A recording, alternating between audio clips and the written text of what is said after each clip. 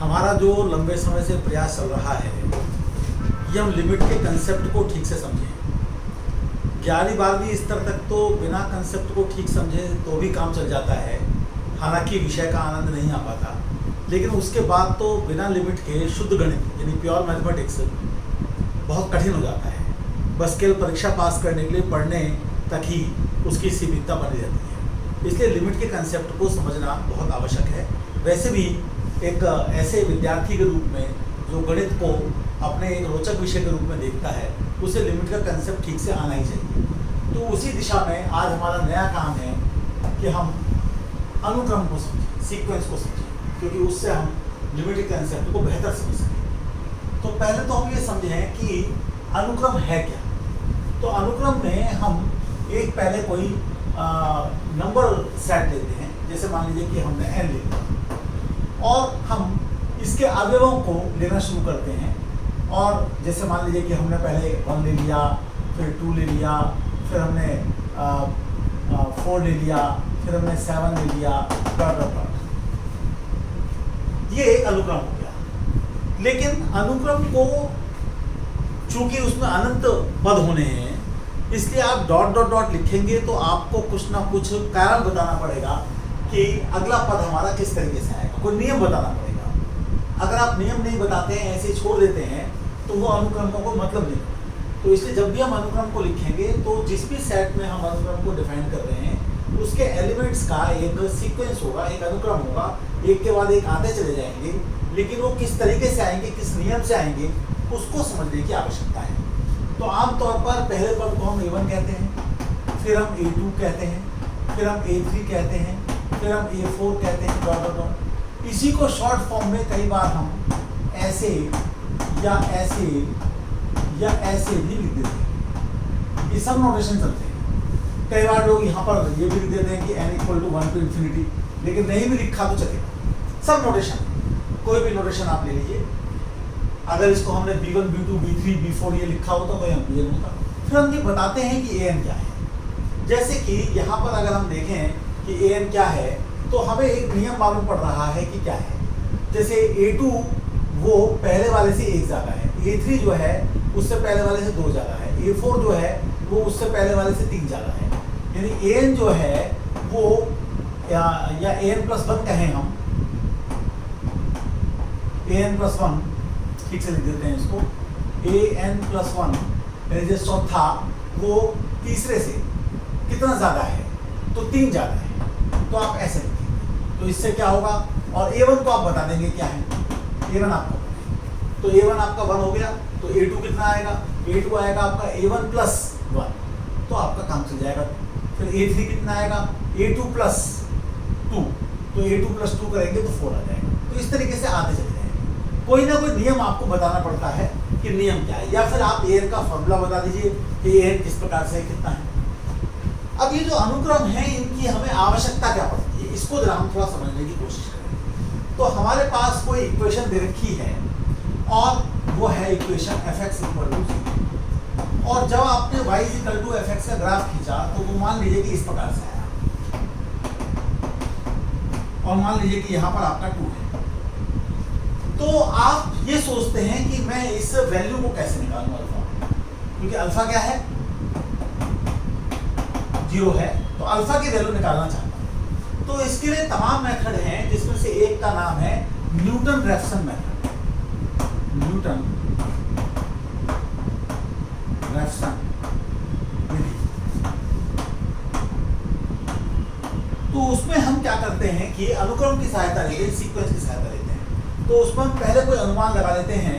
तो जैसे A1 को हमने 2 लिया, फिर हम क्या करेंगे, इसके करस्पॉन्डिंग हम पॉइंट लेंगे कर्व पर, जिसमें कि x कोऑर्डिनेट 2 है और वहाँ टेंजेंट खींचेंगे। जो भी पॉइंट आएगा उसको हम A2 कहेंगे।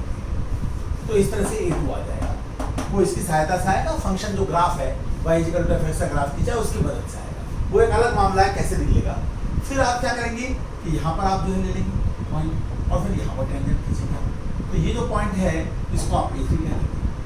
तो ऐसे करके आपके पास में A2 आ जाएगा, फिर A3 आ जाएगा, फिर A4 आ जाएगा। तो आप लगातार रूट के करीब पहुंचते चले जाते हैं। तो आप ये कह सकते हैं कि limit n tending to infinity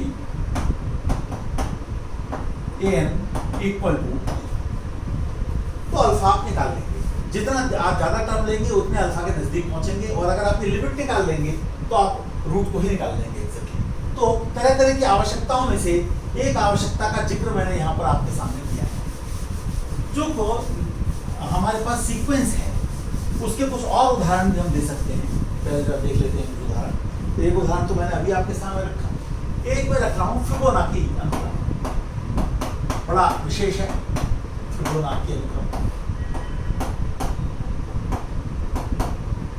तो इसमें हम क्या करते हैं, f1 equal to f2 equal to 1 लेते हैं, और fn plus 1 equal to fn plus fn minus 1 n greater not equal to 2।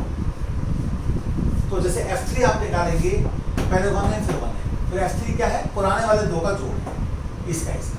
फिर अगला क्या है, पुराने वाले दो का जोड़, फिर अगला क्या है, इन दोनों का जोड़, अगला क्या है, इन दोनों का जोड़, अगला क्या है, इन दोनों का जोड़, अगला क्या है, इन दोनों का जोड़। इस प्रकार से ये हमारे पास आते चले जाएंगे। तो ये एक अनुक्रम बन गया। इसी का एक अनुक्रम हम बना सकते हैं कि an इक्वल टू, हम लिख सकते हैं fn प्लस 1 अपॉन fn।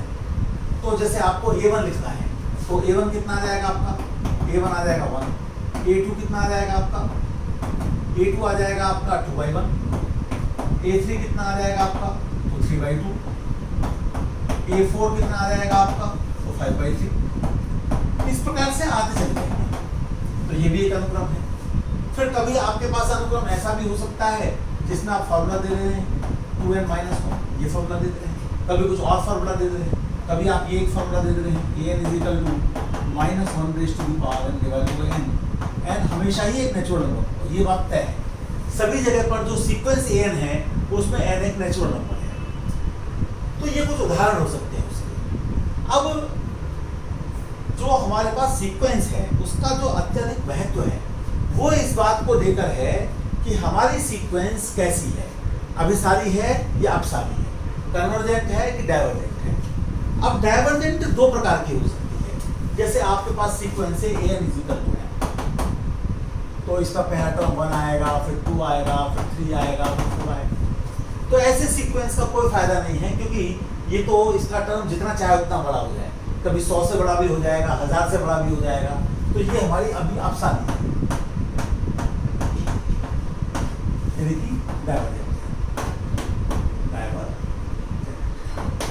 फिर कभी हमारे पास ऐसी सीक्वेंस आई, जैसे फॉर एग्जांपल ये है, तो इसमें पहले -1 आया, फिर 1 आया, फिर -1 आया।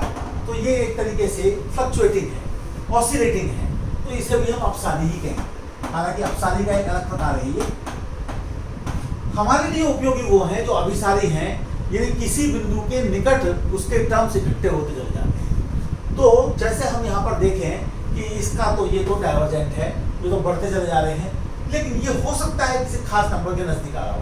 पहले हमारे पास क्या है, 1 है, फिर हमारे पास क्या है, 2 है, फिर हमारे पास क्या है, 3/2 है, फिर हमारे पास क्या है, 5/3 है, फिर हमारे पास क्या है, तो 5/3 के बाद क्या आएगा, 8/5 आएगा। तो हमारे पास हो सकता है किसी खास नंबर के नजदीक हो रहे और हो सकता है ना हो रहे हो। तो हम ये कैसे देखें कि हमारी सीक्वेंस अभिसारी है या नहीं है? तो इस बात को हम अगले लेक्चर में अच्छे प्रकार से समझेंगे। अभी हम थोड़ा सा उसका एक फील ले लेते हैं कि उसका फील क्या है।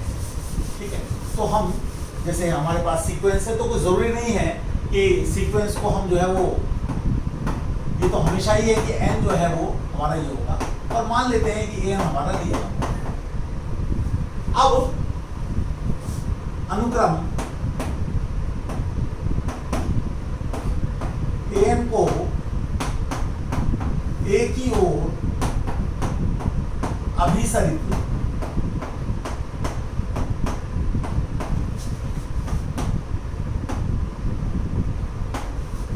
करता हुआ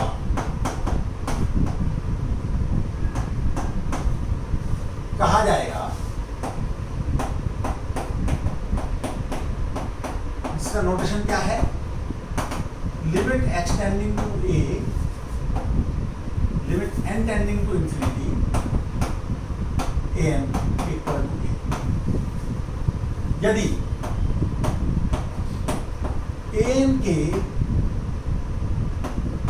बाद के पद, जिसको हम अनुक्रम की पूंछ भी कहते हैं,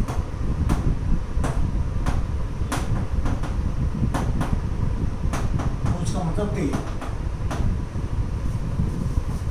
ए के मन चाहा निकट आते हैं।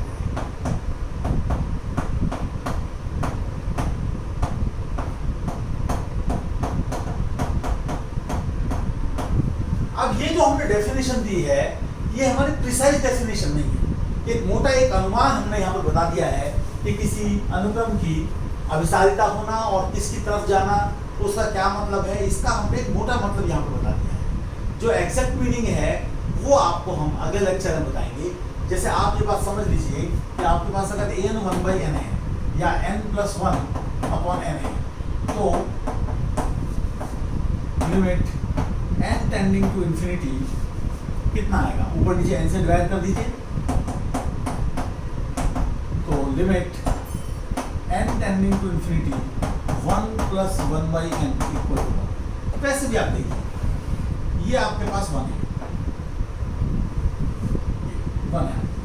पहला टर्म क्या आएगा, n को 1 रखेंगे। अगला टर्म क्या आएगा, जब n को 2 रखेंगे तो 3/2। फिर क्या आएगा,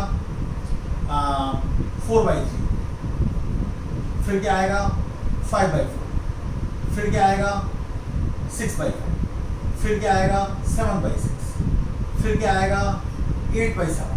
तो इस तरीके से लगातार नजदीक होते जाएंगे। इसका क्या मतलब है नजदीक होने का, इसकी हम चर्चा कर रहे हैं। तो आज इतना रखते हैं। कम से कम आप ये समझिए कि अनुक्रम का नोटेशन क्या है, उसे कैसे लिखा जाता है। कई बार हम उसको इस प्रकार से लिखते हैं कि कोई टर्म पिछले टर्म से किस प्रकार संबंधित है, या an का सूत्र दे के लिखते हैं, या कोई भी ऐसा नियम बताते हैं जिससे कि हम सीक्वेंस को लिख सकें। क्योंकि सीक्वेंस में अनंत पद हैं तो सबको तो आप लिख नहीं पाएंगे, आपको डॉट डॉट डॉट लगाना पड़ेगा। तो डॉट डॉट डॉट मीनिंगफुल होना चाहिए, ये मुख्य बात है। और हमारे लिए वो सीक्वेंस ज़्यादा उपयोगी हैं जो अभिसारी हैं, यानी कन्वर्ज करती हैं। कन्वर्ज करने का क्या ठीक मतलब है उसको हम कल देखेंगे। आज हमने उसका लगभग मतलब देखने की कोशिश की है। बहुत बहुत धन्यवाद।